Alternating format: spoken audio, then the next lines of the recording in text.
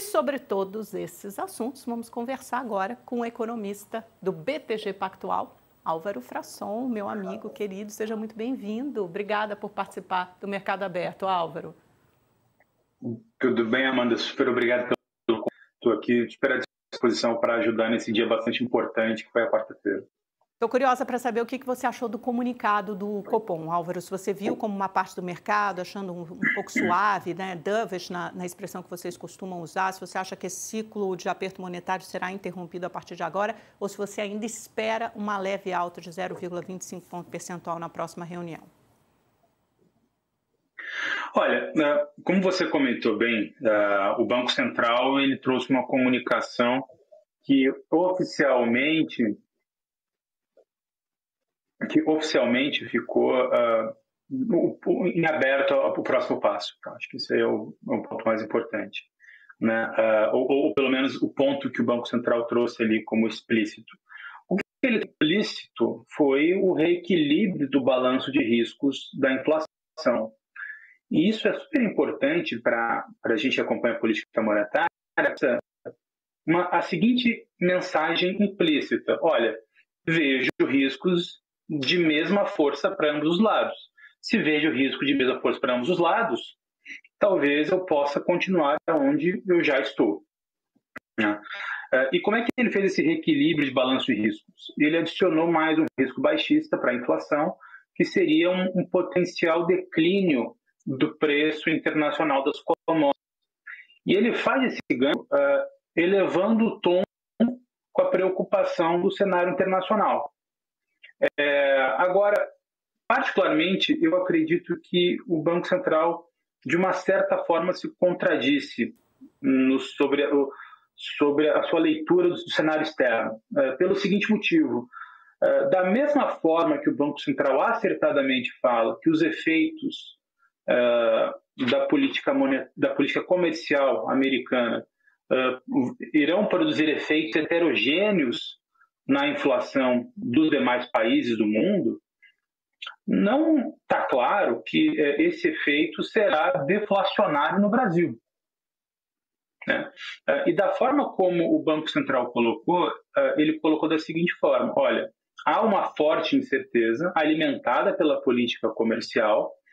Esse nível adicional de incerteza, ele notadamente para a desaceleração da magnitude global. Ou seja, o Banco Central falou o seguinte: olha, é muito incerto, mas é muito incerto só para o lado da desaceleração global. Eu concordo em pares com o Banco Central que sim, um choque comercial, uma restrição no comércio internacional produz um choque de oferta. Isso deveria trazer um menor equilíbrio na economia global. Mas como os efeitos são heterogêneos, não está claro que esses efeitos da inflação não serão desinflacionários no Brasil. Então, como que o Banco Central reequilibra o balanço de um ambiente bastante incerto no cenário internacional? Eu achei uma decisão precipitada, ainda mais que a inflação esperada pelo próprio Banco Central, no horizonte relevante da política monetária, está em 60 vezes acima da meta. Isso é muita coisa. Geralmente, um Banco Central ele para de juros quando a sua projeção de inflação está 20, 15 vezes desancorado da meta. Agora, 60 vezes desancorado da meta é muita coisa. Já teve um Banco Central que fez isso, que foi o do Alexandre Tombini, mas que não trouxe uma gestão muito positiva para as expectativas de inflação. Essa é uma declaração forte. Você vê risco de uma tombinização, por exemplo, desse Banco Central? Você acha que há algum tipo de pressão política? E, por outro lado, eu estava conversando ontem com o economista-chefe de um outro banco e ele me fez o seguinte apontamento, que há duas maneiras de você convergir, fazer a inflação convergir para a meta. Ou você pode subir mais a taxa de juros, ficar com ela menos tempo alta até você começar a reduzir, quando houver espaço para isso. Ou então, você pode subi-la um pouco menos, né, caso o BC opte por deixá-la em 14,75% e não chegar aos 15% ao ano, por exemplo, mas deixá-la, sim, por um tempo maior. Como é que você enxerga essas duas estratégias, Álvaro? Eu acho que as duas estratégias, elas são boas. Claro que o custo para a atividade ele pode ser maior no primeiro caso, você vai subir mais a taxa de juros, né? Ou para atividade no curto prazo. Agora, se a estratégia for o tal do higher for longer, olha, vou subir menos, mas vou deixar nesse patamar aqui por muito mais tempo, ou por período prolongado, que foi a expressão que o Banco Central usou no comunicado que você destacou recentemente, mas para isso o mercado precisa acreditar que ele fará esse higher for longer.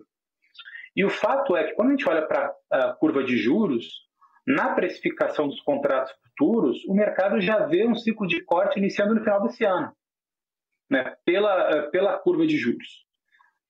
Então, se você faz uma comunicação mais dovish, com a curva já indicando que haverá um ciclo de corte de juros no final desse ano, você não está controlando as expectativas do mercado, né?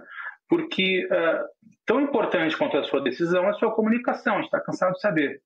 Agora, vou tentar evitar aqui o economês, mas para você conseguir contrair as expectativas de inflação com a comunicação, olha, acreditem em mim, eu farei um higher for longer, você precisa ser duro na sua comunicação, você precisa ser roca e não dove. Né? Então, uma coisa é você ter uma estratégia de mais juros ou menos juros agora para deixar por mais tempo parado. Outra coisa é você ser roca ou dovish. E como você mesmo comentou, não apenas eu, mas acho que a maioria, assim, todos os economistas com quem eu conversei até o momento também acharam a leitura dovish. Você não controla a curva de juros sendo dovish. E por isso que eu acho que o Banco Central trouxe uma leitura precipitada, pode acertar, mas precipitada sobre o cenário internacional e para o reequilíbrio do balanço de riscos. Quando ele fala em reequilíbrio de balanço de riscos, né, ele traz essas 3 hipóteses de baixa para a inflação igual, né, simétrico, 3 hipóteses de alta e 3 hipóteses de baixa. Concordo com você quando você olha pelo mercado e fala, acho que ainda como a inflação está muito desancorada, tanto a inflação corrente quanto a expectativa, parece que há mais fatores pressionando pela alta do que exatamente pela baixa, mas coincide bastante com a visão do Ministério da Fazenda. Ontem eu estava conversando com uma fonte, ele me disse o seguinte, um assessor muito próximo ao Fernando Haddad, ele disse, olha, a minha visão pessoal, não estou nem falando em nome do Ministério da Fazenda, mas eu estou convicto de que a gente está num cenário desinflacionário, importando essa desinflação do resto do mundo, via preço de commodities, né, petróleo, minério de ferro, dólar, e que isso vai ajudar o Banco Central a fazer o trabalho dele. Isso ainda tem aparecido de uma forma incipiente nos dados, mas vai se traduzir de forma mais consistente nos próximos meses e aí poderia ensejar ou essa manutenção ou essa queda dos juros. Ele me disse que nos IGPDs, por exemplo, que é a inflação por atacado, é como se fosse uma antecipação dessa inflação por varejo, você já mostra uma pressão menor da inflação de serviços, da inflação de alimentos. Você vê esse cenário também da inflação apontando para uma desaceleração ou você acha que ainda é muito cedo para se falar nisso, Álvaro? Eu acho que ainda é cedo. Vamos lá. Eu acho que as expectativas de inflação elas pararam de piorar nesse ano por uma única razão: o enfraquecimento do DXY. Tá? E por que o DXY enfraqueceu significativamente? Porque a política comercial adotada pelo Donald Trump ela trouxe uma incerteza muito grande para a economia americana. Logo, o fluxo financeiro saiu dos Estados Unidos. Quando isso ocorre, você tem relativamente a moeda de todos os países emergentes apreciando muito nesses primeiros 4 meses do ano. E foi esse movimento de apreciação das moedas emergentes que trouxe algum alívio nas expectativas de inflação. Agora, eu não concordo com a visão de que há uma desaceleração da inflação de serviços ou da inflação de alimentação no domicílio. Tá? Na inflação de serviços, por exemplo, se a gente pegar a média dos últimos 3 meses divulgados do IPCA, a inflação de serviços médicos sobe 1% ao mês, de dentista, de fisioterapeuta, então, assim, esses serviços intensivos em trabalho, todos eles estão subindo em média 1% ao mês. Isso, de longe, não é bom. Né? Os dados do mercado de trabalho ainda mostram os salários reais crescendo num ritmo importante, significativo. Né? A gente está com uma taxa de desemprego que, quando você faz o ajuste sazonal da série histórica, está em 6,5%, próximo das mínimas históricas. os dados do mercado de trabalho formal, do CAGED, têm apontado uma média móvel em aceleração. Então, como que a inflação de serviços ela está desacelerando com o mercado de trabalho ainda aquecido? Né? Eu, particularmente, não consigo ver dessa forma. Acho, sim, que a gente está no momento de estabilização das expectativas de inflação, isso é positivo. Tem dados mistos da atividade econômica, então o mercado de crédito tem mostrado algum enfraquecimento, mas, por exemplo, ontem saiu a produção industrial, como você comentou aí, muito acima das expectativas. Então, que atividade é essa que desacelera? Né? Eu, particularmente, ainda estou um pouco mais cauteloso com o ritmo da inflação. Não acho que o dólar americano, né, que o DXY, vai ganhar um novo ritmo de depreciação como ganhou nos primeiros 4 meses do ano, e se não teremos mais a ajuda do câmbio para desinflacionar as expectativas, quais outras variáveis serão usadas?